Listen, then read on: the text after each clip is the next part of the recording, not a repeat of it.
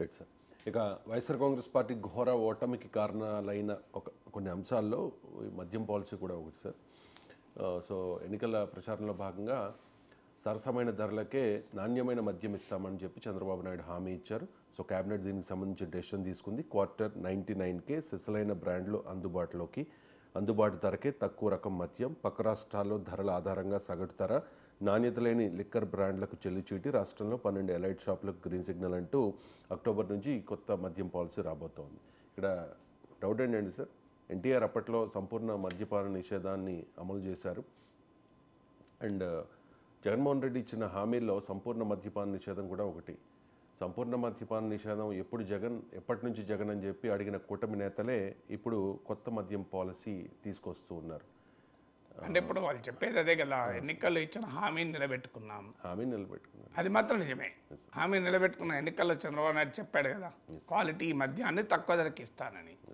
So మనం ఇక ఈ మద్యము ఉచిత మద్యం పథకం త్వరలో వస్తుంది అనుకుంటాను. ప్రతి ఒక్కరికి ఇంటికి ఒక క్వార్టర్ మద్యం ఇస్తాం.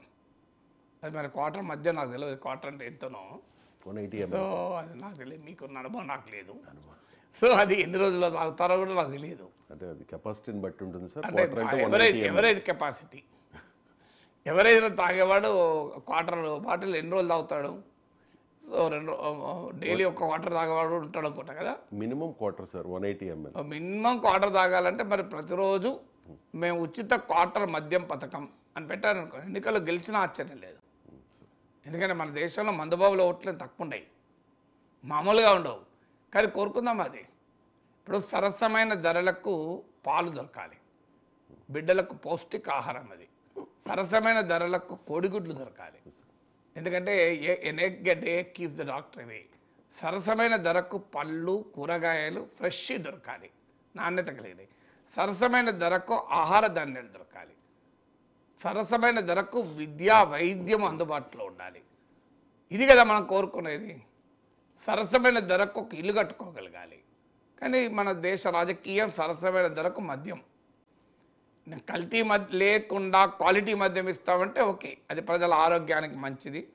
ధరలే కాదు, కల్తీ కూడా కలిసే వరకు ప్రజలు ఇంకా ఎక్కువ అనారోగ్యానికి కూడా బలవుతారు. అంటే ఇప్పుడు దీన్ని స్టడీ చేయాలి. మరి ఈ క్వార్టర్ రేట్ తగ్గించినందుకు కన్జంప్షన్ పెరుగుతుందా? సాధారణంగా రేటు తగ్గిస్తే కన్జంప్షన్ పెరిగే అవకాశం ఉంటుంది. మరి పెరిగి ఇంకా జనం ఎక్కువ తాగి అప్పుడు లివర్లు చెడగొట్టుకుంటే అప్పుడు మళ్ళీ ఆరోగ్యశ్రీ కింద కూడా దీన్ని పెంచాల్సి ఉంటుంది. నేను గతంలో ఇదే మాట అంటే నా పైన పెద్ద ఎత్తున ట్రోలింగ్ కూడా చేశారు.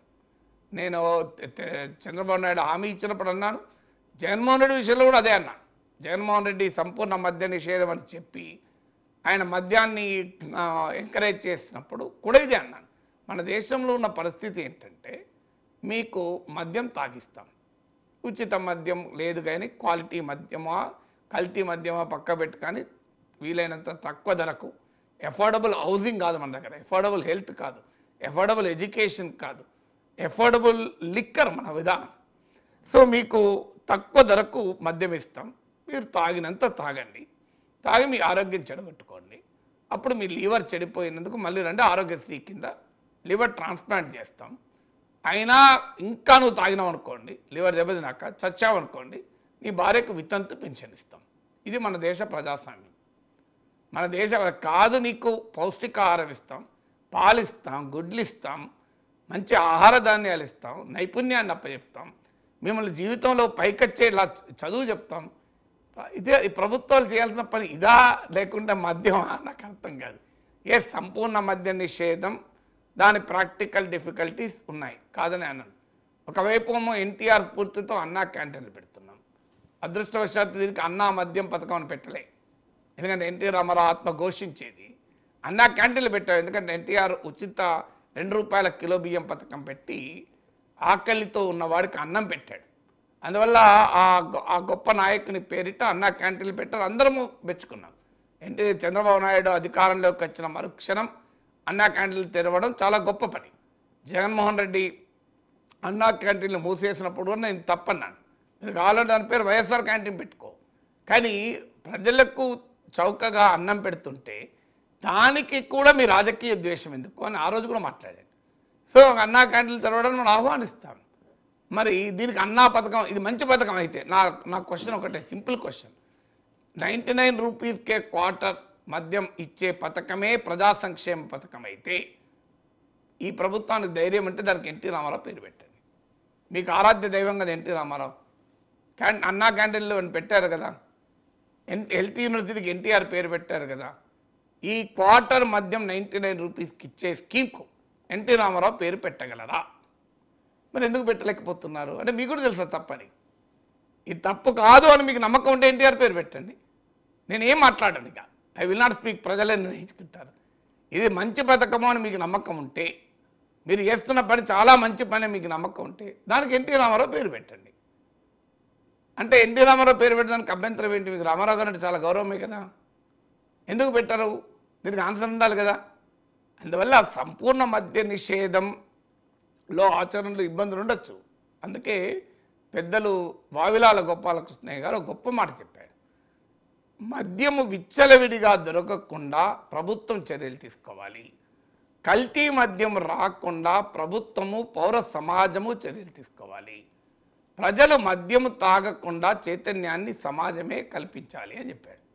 ఈ 3 పనులు ఏకకాలంలో జరగాలి. కానీ ఇప్పుడు ఇది విచ్చలవిడిగా మద్యం అందుబాటును పెంచుతుందా లేదా, అది క్రైటీరియా. మీకు ఎంత చౌకగా ఒక ప్రోడక్ట్ ఉంటే అంత అవైలబిలిటీ పెరుగుతుందా లేదా? మరి దాన్ని ఆశించుదామా? సమాజంలో మద్యం పౌష్టికాహారాన్ని పెంచుతుందని ఏ వైద్యశాస్త్ర పరిశోధనైనా చెప్పిందా? రోజు 1 క్వార్టర్ కాదు 4 క్వార్టర్లు తాగేవాడైనా చెప్తాడా? మీరు మద్యం తాగేవారు కూడా ఒప్పుకుంటారు ఇది అనారోగ్యం అని. ఎవరు కూడా ఆరోగ్యం అన్నారు దాన్ని. మీరు సిగరెట్ తాగేవాళ్ళు కూడా ఎవరైనా చెప్తారు ఇది మంచిది కాదు ఆరోగ్యానికి అని. అందువల్ల నేనేదో మద్యం అనేది ఏమీ తెలియని వ్యక్తిగా మాట్లాడడం లేదు, మద్యం తాగుతున్న వ్యక్తిగా కూడా అంగీకరిస్తామా? ఇది డొమెస్టిక్ వైలెన్స్, గృహహింసకు కారణమవుతుంది కదా. కల్తీ మద్యాన్ని నివారించుతున్నారు, సంతోషం, నాకు ఎలాంటి అభ్యంతరం లేదు. లేదు మద్యం అమ్మకాల్లో గత ప్రభుత్వం చేసిన పెద్ద పొరపాట్లలో ఒకటి క్యాష్ పేమెంట్, అదొక పెద్ద కుంభకోణం అని విచారణ కూడా జరుగుతుంది. జరపండి, బయట పెట్టండి. దాన్ని డిజిటల్ పేమెంట్స్గా మారిస్తే ప్రతి క్రయ విక్రయము రికార్డ్ అయి ప్రభుత్వానికి ఆదాయంగా ఉంటుంది. చాలా మంచి పని, దానికి ఎవరికి అభ్యంతరం లేదు. కల్తీ మద్యాన్ని నియంత్రించడం కానీ, డిజిటల్ పేమెంట్స్కి మార్చడం, క్యాష్ పేమెంట్స్ అప్పించడం కానీ ఇవాళ నేను రేటు తగ్గించడం ద్వారా ప్రజలకు మేలు చేస్తాను అంటే, రేపు ప్రజలకు కన్వీనియంట్గా ఉండటానికి బెల్ట్ షాపులు పెడతాం. ఇప్పుడు బెల్టే కాదు, కొన్ని రాష్ట్రాల్లో even door delivery, Swiggy Zomato ద్వారా మా లిక్కర్ను డోర్ డెలివరీ చేసే విధానం కూడా ఆలోచిస్తున్నారు. మరి ఎక్కడికి పోతున్నాం మనము? ఏ ప్రభుత్వం చేయండి, ఈ ప్రభుత్వం ఆ ప్రభుత్వం కాదు. అంటే మేక్ లిక్కర్ కన్వీనియంట్. అందుకే నేను అనేది, మీరు ఇది మంచిదని మీరు భావిస్తే, చంద్రబాబు నాయుడు గారికి అప్పీల్ ఏంటంటే, మీరు ఈ చౌకగా నాణ్యత కలిగిన మద్యం ఇవ్వడం అనేది ప్రజా సంక్షేమం అని మీరు భావిస్తే దానికి స్వర్గీయ ఎన్టీ రామారావు పేరు పెట్టండి. అదొకటే నా అప్పీల్. బాగలే కాదు, మీరు స్వర్గీయ ఎన్టీ రామారావు పేరు పెట్టడానికి వెనకాడుతున్నారంటే అర్థం ఏంటి? మీకు కూడా తెలుసు అది ప్రజా సంక్షేమ పథకం కాదని. ఇది ఒక్కటే గీటరాయి కదా. మీరు అన్నా క్యాంటీన్లకు రామారావు పేరు పెట్టలేదా? మనం ఎందుకు పెట్టారు? అన్న క్యాంటీన్లో మంచి పని కనుక పెట్టారు. ఇది మంచి పని అయితే పెట్టండి, మంచి పని కాకపోతే మీరు పెట్టలేరంటే మీకే అర్థమవుతుంది మంచి పని కాదని.